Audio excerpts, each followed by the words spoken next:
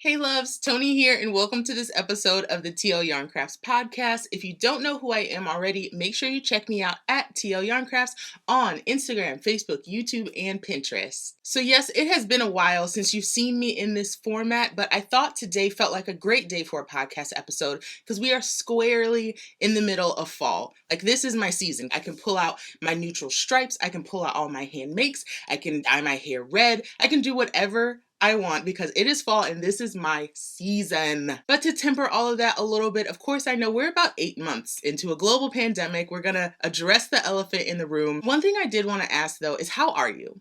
Like I think before all of this happened, whenever somebody would ask how are you, we would all just say fine. That was the polite thing to do. But with something like this going on, affecting so many people, there's so much we've had to deal with. I think that question, how are you, kind of takes on a different connotation. So I really want to know, how are you? How are you coping? What are you doing to kind of get yourself through all of this and, I don't know, stay on the more positive side of things? There are a few things that I've done through quarantine to really kind of keep myself up because especially working from home, I only leave my house maybe like twice a week as it is. And I think I was maybe leaving my house 3 times a week before this even all happened. So now that I'm really locking down, one of the things I've gotten into is journaling. Now this is something that I used to do a lot back in college, but I kind of fell off of it. So I got a really cute notebook and a really cute pen and I started journaling every single night before I go to bed.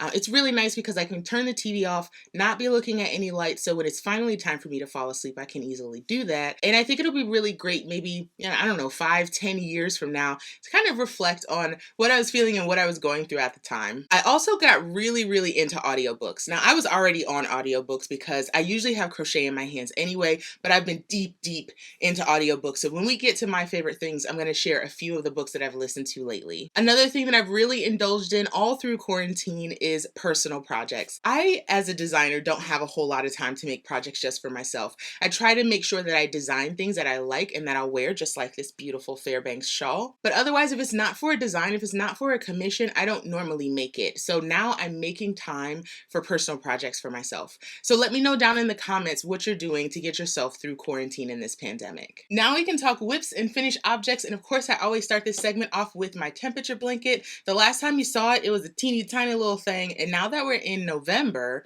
I mean, it's almost done. So I'm going to show you what I have. I had basically stopped working on this in June. And what's funny enough is that that same exact thing happened to me last year. So between June and November, I didn't work on my project at all. But for some reason, the end of October, I always have free time. And that's when I got caught up on my blanket. So I'll show you what I've got so far. We're not going to look at the back because I have not woven in any of my ends. But here she is. Oh, she's getting big. But I love her. So I'm working granny squares on the bias. This is actually the very top of the blanket. So I only have from here to here to square off. It seems like a lot, but it's really not because I just have the month of November and then December left to go.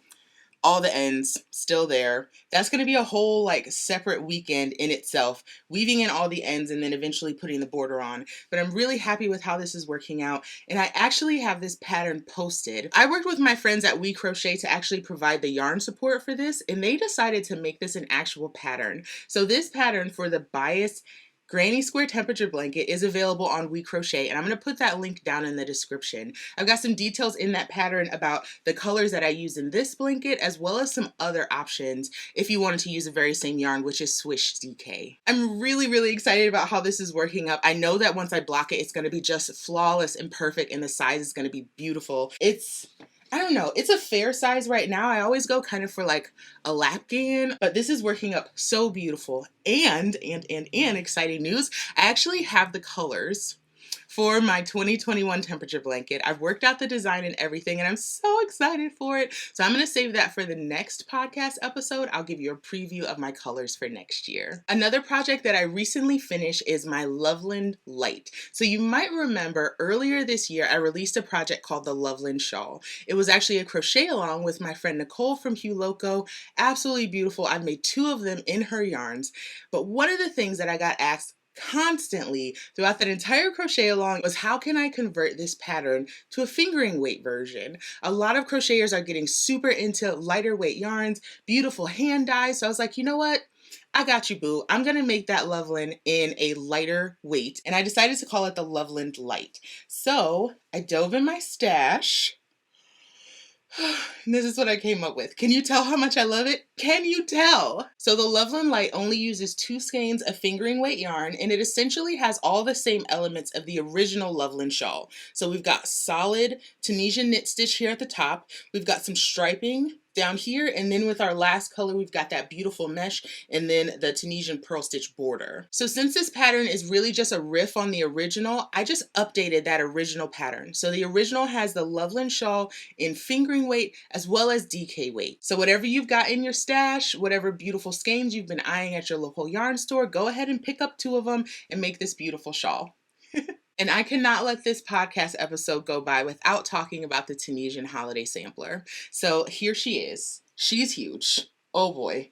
That's a big old blanket. Now, I talked about this a while back because I was doing a crochet along with this project. And essentially, it's a Tunisian crochet blanket that's made up of 20 squares that represent a bunch of different stitches and techniques. I thought this was the perfect project for a crochet along because you could break it up into kind of bite-sized chunks. So over the course of 6 weeks, we worked on our blankets, we made all of the squares, seamed them together, added the border, talked about blocking and all kinds of fun stuff. There were hundreds of makers from around the world working on this, sharing their projects on Instagram and in my private Facebook group.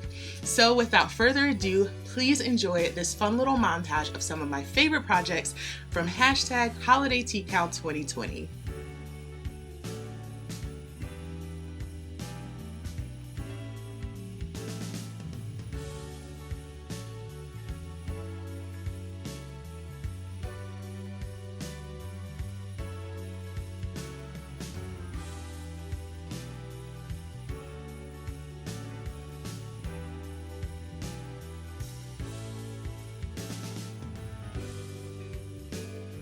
It was really fun kind of collecting those photos, putting it all together, and just kind of reminiscing over all that we accomplished over the last 6 weeks.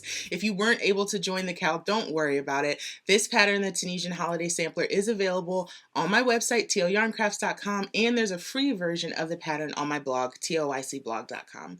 I have to give so much love to every single person who participated in this crochet along. The blanket itself was a huge labor of love, which I totally enjoy. I love designing, but I think what I really took away from this project and from this experience is how much we kind of all need that opportunity to come together as a community. So many of us are used to going to events, seeing each other, touching each other, holding each other, hugging each other, and maybe I'm just speaking for myself, but I really look forward to seeing all of my maker friends in person, and there's a lot of that was canceled this year. This was our opportunity to have community together, to work on a project where we all have that shared goal, and to give encouragement to each other from our phones and look at each other's photos and stay encouraged ourselves. So I want to thank everybody who participated. Thank you for letting me use your photos, and look forward to the next crochet along, which will be coming in January. So the last piece I wanted to share here in Whips and Finished Objects is actually a project I haven't quite started yet. So like I mentioned before, I have been doing a lot more personal projects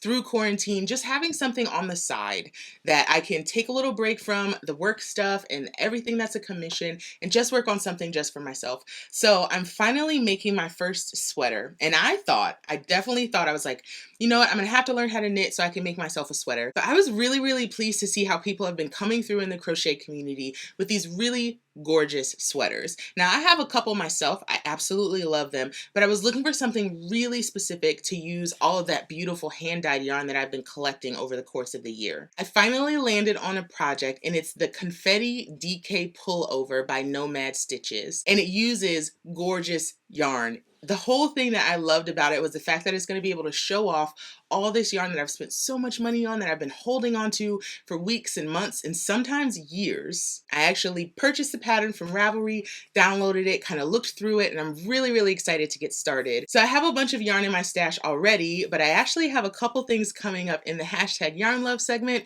so we might be making some swap outs. Definitely check out that pattern. I'm planning to work on it over the holidays, since essentially Thanksgiving and Christmas are canceled in my household, so I'll be sitting my butt at the house working on a sweater, and fingers crossed come New Year's I'll have something new in my wardrobe. And now it's time for #YarnLove.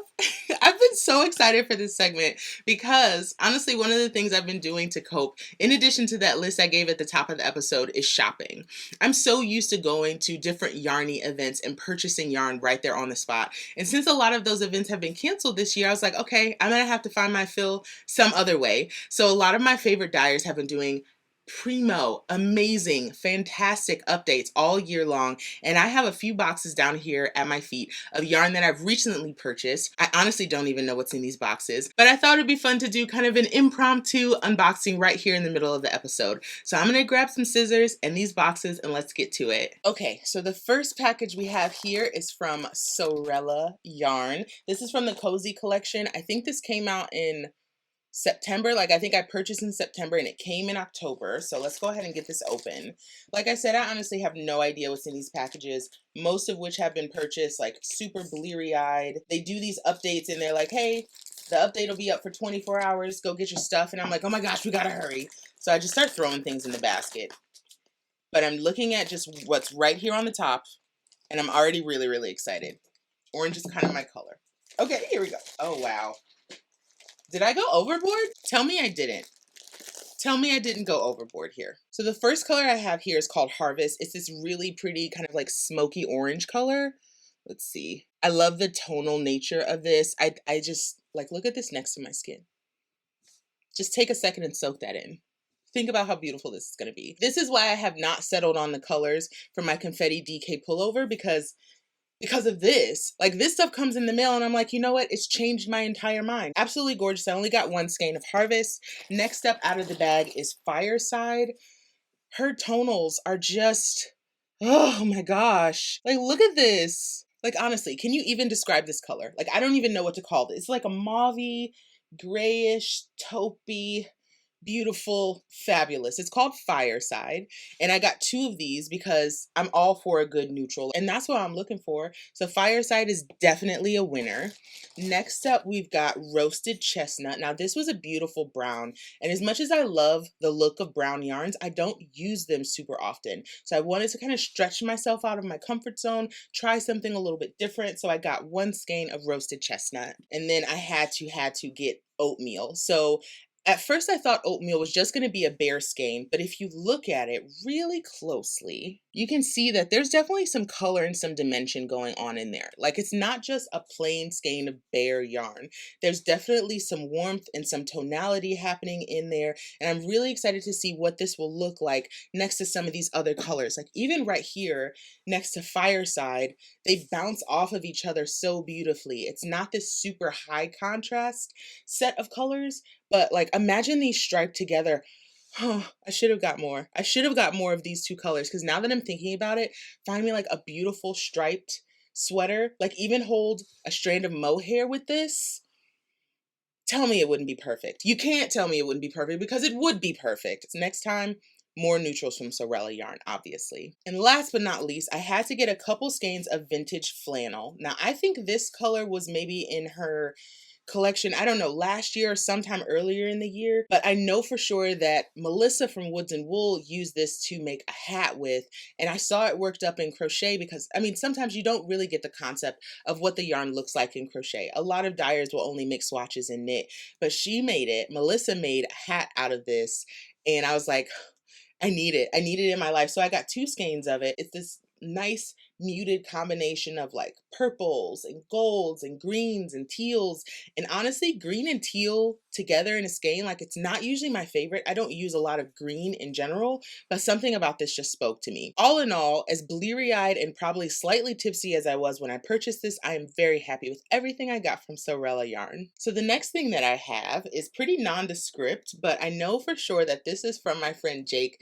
at Keyarn. So he had a Halloween collection as well. I think pre-orders went up in September and everything showed up maybe like early November or so, right after Halloween. I remember completely blacking out when I purchased during this collection, so I don't know. I'm pretty darn excited about this. First, we have a little box. I think I know what this is. This is a candle, perhaps.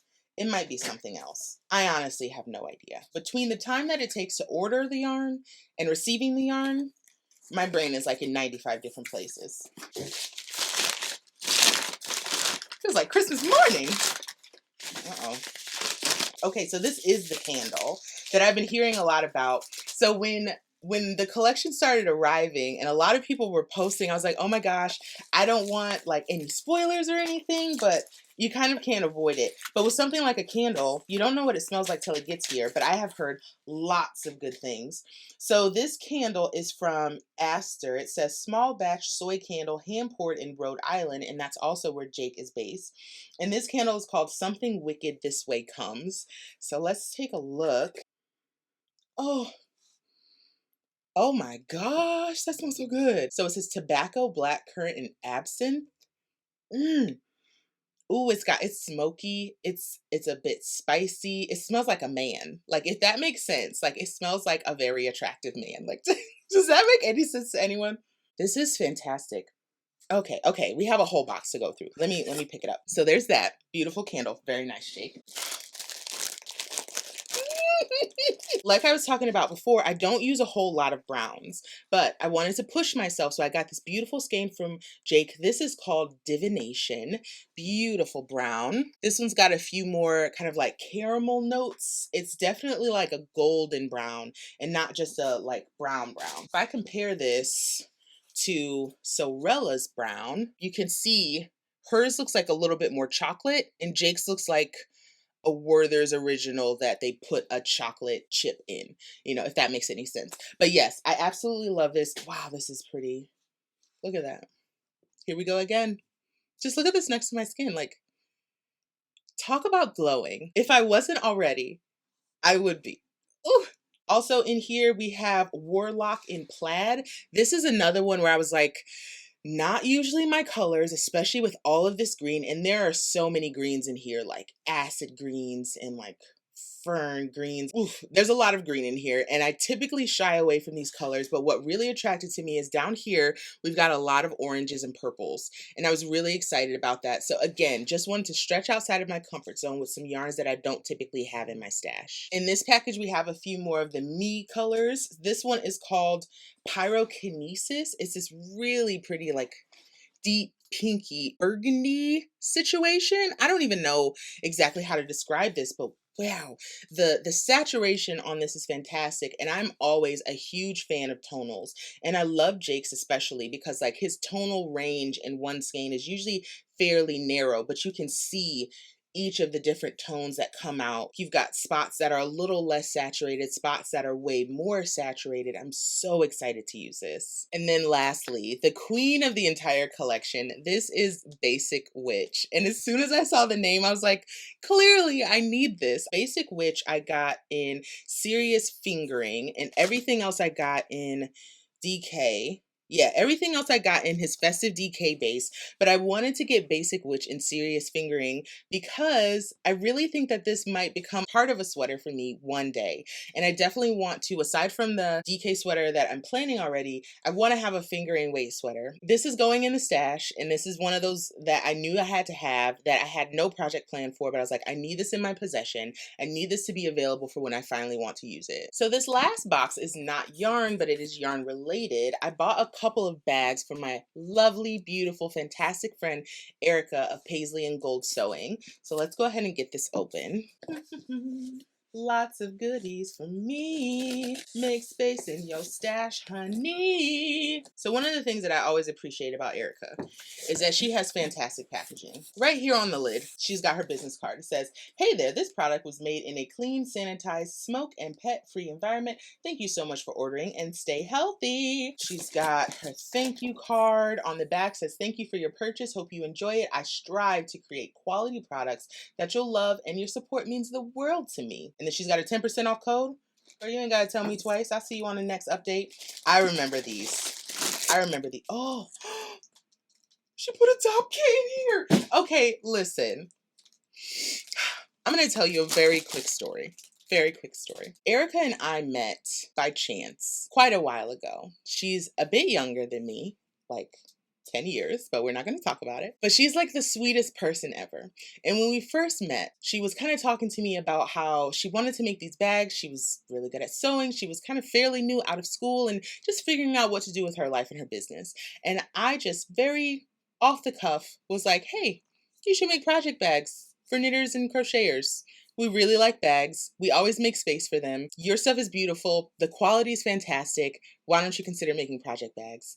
And now, many, many years later, she is, and she's killing it. She's crushing it. And I actually saw her not too long ago. We had kind of like a socially distanced hang. We're just kind of catching up on, how kind time has been to us over these years and how important it was to stay flexible. And I'm so glad that she did, because now she's designing bags, not only just for people who might want a beautiful bag, but also with project makers in mind. Even before I even open the bags, huge, huge shout out to you, Erica. I hope you're having the best day. First, the bags I actually ordered. Oh, she's even got cute little wrappers around her bags. Come through with the packaging. I'm here for it. I love it. So what I've got here are the Hamilton leather loop bags. Absolutely beautiful. They're like the perfect size, but what's fun about them is instead of a traditional closure, you've got this leather handle that goes through this leather loop. And then the bag just opens right up. It's gusseted on the bottom so it can stand up by itself. It's got a pocket on the inside. One of the things that I really appreciate about Erica is the craftsmanship. Like, there is not one loose thread. All of the seams are perfect. Everything is sewn down. It feels good. It smells good. Like, the leather is buttery and gorgeous, and she's got her little stamp here on the leather, which is beautiful. Just like a perfect little touch. And I've been able to see her kind of build in her confidence in bag making and bag designing, and this I absolutely adore. Another thing that I like about these bags is once you loop it, if you're working on a project, you can throw that bad boy right around your wrist and keep on crocheting. I absolutely adore this. So I got this in the plain canvas color. Now, my concept around this, because I've been watching a whole lot of videos by, I think it's Bookhue. I don't know exactly how to pronounce it, but I'll put it up on the screen somewhere. So she does block printing. And I'm like, you know what? I think I could do that. So I wanted to get a plain canvas bag so I can practice some block printing. And I'm pretty sure the Crafters Box has a block printing class. So I might just go ahead and buy the materials kit and give this a try. I don't know. So I got the canvas color, which is just gorgeous. And then I also got this beautiful, like, rusty terracotta-ish deep red color. It's the same color leather, same hardware, same construction. It's got a beautiful drawstring. Everything about this bag is so perfect. And it's like a really good size too. Like, it's not so big that I need to be able to loop it over my arm, but it's also not so small that like all I can put in is a pair of socks. So if you haven't seen these bags already, please make sure you check out Erica at Paisley and Gold Sewing. I'm pretty sure she has more of these bags on her website. You totally need to get at least one. These are the Hamilton loop bags. And then she also put in a special goodie for me because that's the homie. And I love you, girl. She also makes stop kits. Like, look at this. Look at how cute this is. Oh my God, it's adorable. So it's got a zipper here at the top. And I'm not a seamstress by any means, but I get the impression that all of these dimensions and sewing the zipper and the seams and stuff, like, this doesn't seem easy, but she makes it look easy, and I love it. Inside the dop kit, it's just plain. There's no pockets or anything in here, but I can definitely see myself putting a project in here, zipping it right up, and I could probably compress this down even into my purse when there's a project in it. It's got this really cute pocket here on the side. It's just open leather. It's got a leather handle up here. It's absolutely perfect. Thank you, Erica. You're so sweet to me. Go check her out, y'all. So now we're going to move right along into my favorite things. And of course, since we're right in the middle of quarantine, I have been watching a whole lot of TV and listening to so many books. Here are a couple things that I'm into right now. I bit the bullet and I got HBO Max because I'm like, I'm spending so much time in the house. Let me get all of my favorite channels. So one of the newer shows on HBO Max is called The Undoing. So here's the like super short TL Yarncraft synopsis of The Undoing and essentially why I'm loving it so very much. So it centers around Nicole Kidman, who is this, very well-to-do therapist in New York City. Her husband is a child oncologist, and she's got a son that goes to this really prestigious school. In the very first episode, she meets this young mom who is the mother of a child that goes to the same school as her kid. They end up on a fundraising committee together, and essentially, and you'll find out in the first episode, so I'm not giving anything away, but this woman gets murdered. the mom gets murdered. So things start coming out during the course of the investigation. Nicole Kidman's life gets turned upside down. Her kid's life gets turned upside down. Her husband's life gets turned upside down. There's this whole court case, and her friends are like, girl, what do you know? What's going on? And the whole time you're sitting there, of course, trying to figure out what the truth is. Everybody's got their version of things. Nicole Kidman is super stoic. They're also very well to do. So, like, just the lives of people that rich are just different than ours, apparently. And this is one of those shows that only releases an episode every week, which I love and hate at the same time because the suspense is killing me. And we just finished episode 4. The husband gets asked on this TV show, he's like, do you know who did it? Or do you have an idea of who did it? And the husband's like, I have an idea. And then it just like fades to black and here come the credits. And I'm like, so rude. How dare you do that to us? But it's a really, really good show. Totally worth watching. Just the drama of it all these well-to-do people, and now they're being thrust into the limelight, and there's just drama everywhere. And I'm here for it. Like, I love it. Give me my bowl of popcorn so I can watch this train wreck. It's called The Undoing. It's on HBO Max. Totally, totally worth the time. Let's talk books really quick. So not too long ago, I read a book called The Night Swim, and it's by a woman named Megan Golden. I'll tell you right now, The Night Swim is very triggering for anybody who's sensitive to rape or sexual assault. Anybody who has issues with that, I would definitely encourage you to kind of steer clear of this book because it gets very explicit about these topics. Essentially, the book is about a young woman who is a true crime podcaster, and she spends each season focused on a different case. So before, she was focused more so on murder, and this time she wants to cover a case that is happening of a young lady who's sexually assaulted, I think in like Minnesota. Since she is a podcaster, her entire job is to dig up information about this town, about this young lady, about the young man involved, and just about how the whole thing is coming together and give her perspective of this case that's happening in real time. This book, like the pacing of it is fantastic. We get really, really good character development. I think the woman who's at the center of it, she's not exactly likable, but she's very interesting. And that's what kept me listening, because this book I actually listened to in one day. I listened to my audiobooks on the Libby app, which allows me to get them for free through my library. I listened to my books on 1.75 times speed. I actually sped up this book to 2 times speed because I just could not wait to find out what happened next. And like every single turn, there was not one dull part to the book. The ending I felt like was super appropriate. Like the ending of a book can totally ruin it for me, but this author, Megan Golden, did a fantastic job of tying it all up at the end. Considering this as a standalone book, I think it is 5 stars, fantastic. If you can get your hands on The Night Swim, I would definitely recommend it. Since I love The Night Swim so much, one of the things that I'll typically do is look up that author and see what other books they have. So the other book that she has is called The Escape Room, which is her most recent book. Now, The Escape Room is about a bunch of folks that work at an investment firm, and they get trapped in this elevator that they think is an escape room. They essentially think that they're fighting for their jobs, that things are going wrong at the firm, and they're like, you know what, whoever gets out of this escape room, whoever does this most successfully is going to get to keep their job. So these are people that like but hate each other,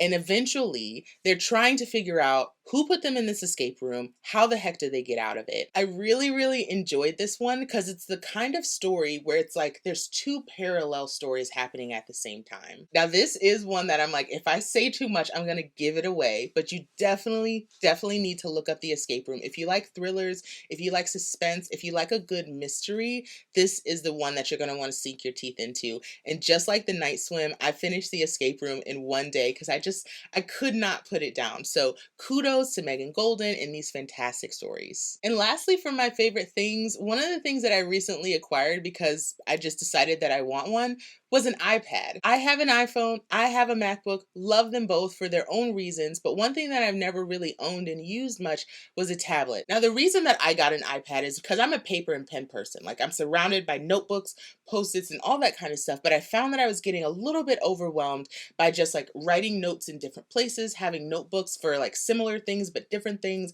I would be upstairs and my notebook would be downstairs, and I was like, this is all feeling very inconvenient and honestly a little bit wasteful. So I caved and got an iPad because I was looking up this app called Notability, and Notability allows you to organize and create different notes for different things. So I needed notes for my to-do list. I needed notes for social media planning. I needed notes for designing. I needed notes for just general ideas that I had floating in my head. And it's been a fantastic resource for that. As much as I love using my iPad for taking notes, I know for sure that I'm not getting everything out of it. So I wanted to bring this to you, my lovely friends here on the podcast. What do you use your tablet for? Like, I love having Pinterest on it because I can pull up my recipes when I'm cooking. I love having YouTube on it because I can throw that on really quick, maybe if I'm putting my makeup on. But what are your favorite apps for your iPad or for your tablet? Drop those down in the comments. I'd love to see them. Now we've reached open floor, which is just an opportunity for me to talk about whatever's been on my mind. And one thing that's been on my mind is all the changes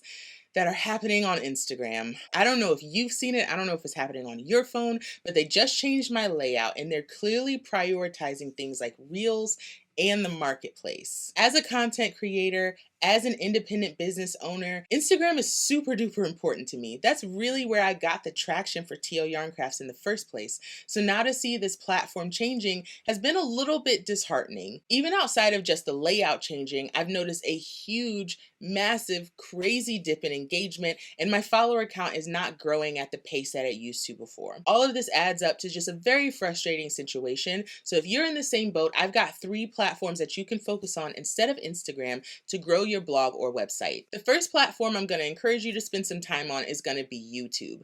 Now, Instagram is obviously focusing a lot on video content, but they don't have a way to monetize that yet. And their algorithms for things getting found in search weeks or months later is very, very weak. The thing that I love about YouTube is that if you create a great piece of content and you have your SEO or search engine optimization set up properly, people are going to find that really great piece of content years and years down the line. And there's so much you can do on YouTube. Obviously, you can do podcasts, you can do product reviews, you can do tutorials, you can do challenges, whatever your heart desires and whatever your creativity can come up with, you can do on YouTube. And what's nice is that over time, as your content gets better and your viewership gets stronger, you can monetize those videos. So you can create quality content that will get found for years to come and get paid for it. Sounds like a win-win-win in my book. And Instagram is just not offering that right now. Another platform that's important to spend some time on is going to be Pinterest. For all the effort and time it takes to get good at Instagram, you can spend all of that time on getting great at Pinterest. What's nice about Pinterest is that it's actually a search engine and it's not a social media platform. So people are going to Pinterest with search terms. They're trying to find specific things. Yes, you have a home feed where you can scroll through and they'll give you things that they think you're interested in. But if I'm specifically looking for a great recipe for frozen shrimp, I'm going to be able to find that on Pinterest very easily. And again, like YouTube, Pinterest gives you the ability to find content that was created a while ago if it's relevant to your search. And the conversion rates on Pinterest are bonkers. There are so many people actively using that platform. And since Pinterest is essentially just a series of links, you're going to get tons of views on your blog or on your website. And then the last platform that's not exactly a platform, but kind of the last feature that you should be spending some time on is your own newsletter. If you don't have a newsletter already, just start collecting names. So when you're ready to start sending out information to the people who care about you, your business, and your content, you'll have those names already. Having access to somebody's email box directly is one of the most intimate ways that you can connect with your audience, with your potential customers. So definitely use it wisely. Create beautiful emails, say things that are important and have a strong impact, and give people the opportunity to go from their inbox directly to your website. Now, with all of the grief that I'm giving Instagram right now, I'm definitely not going to leave the platform. I love Instagram for the community that it creates and the opportunity to find new friends to invite to the TL Yarn Crafts family. One of the things that you can do is really focus on building up your video content on the platform. That could mean learning and getting good at Reels, doing Instagram live streams, uploading content to IGTV, and of course, spending some really fun time in your stories.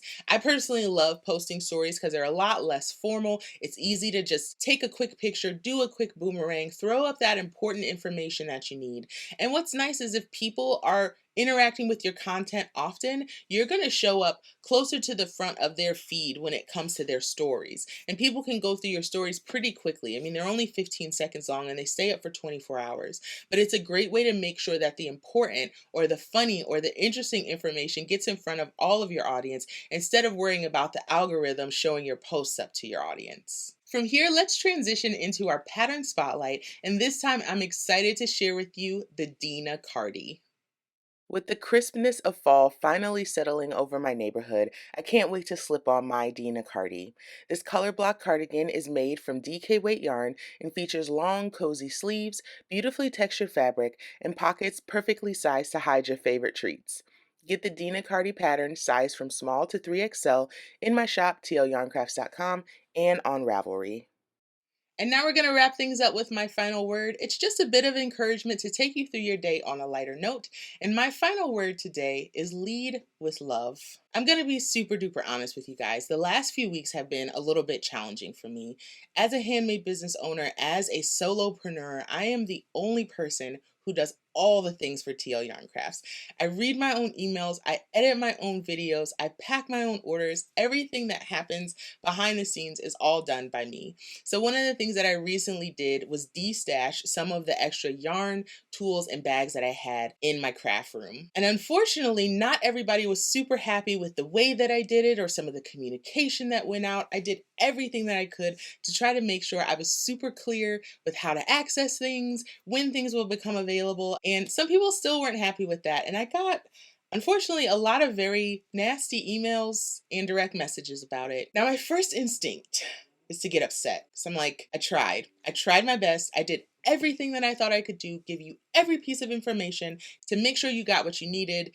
And for some reason, I still fell short. And that feels like a you problem and not a me problem. Like, that was my first instinct. And then my second instinct was to get really hurt because I'm like, you know what? It's just me and I'm trying my best. And then my third instinct was to give these people some grace. We're all going through a lot right now. There are things that we're dealing with that we never thought we'd have to and never have before, myself included. Like, this has been a really tricky time for a lot of people. And not everybody has the coping skills that they need to separate an immediate frustration with kind of this thing that's smoldering under the surface. I have the wherewithal, I have the temperament to be able to differentiate when somebody's honestly upset and when somebody is probably mad about something else and they're taking it out on you because they have no control over that other situation. So I'm grateful for those folks for allowing me to practice some grace because your girl was about to blow her top. But moving forward, I hope that we can all just practice being a little bit nicer to each other, that we can lead with love, that we can assume positive intent. Because if I responded with the same energy that I received, the TL Yarn Crafts family would be a lot smaller than it is right now. But ultimately, I hope that while the frustration of our current situation is something that we all have to deal with, we'll continue to look at each other as people, as individuals, and let the fact that we care about each other supersede any frustration that we might be feeling at the time. And remember to lead with love with any situation, any communication that you're giving to a small business owner. Maybe it's somebody in your family that you're not vibing with right now. Just that shift in energy can make that interaction go so differently, can give you that positive outcome that you're looking for. Well, I want to thank you so much for hanging out with me for this episode of the TL Yarn Crafts podcast. Again, I'm Tony, and you can find me on Instagram, Facebook, Pinterest, and YouTube. And of course, you can find free patterns and tutorials on my blog, TLYCblog.com. I want to thank you so much for watching. Thanks, Mom. Thanks, Dad. And I'll see y'all next time.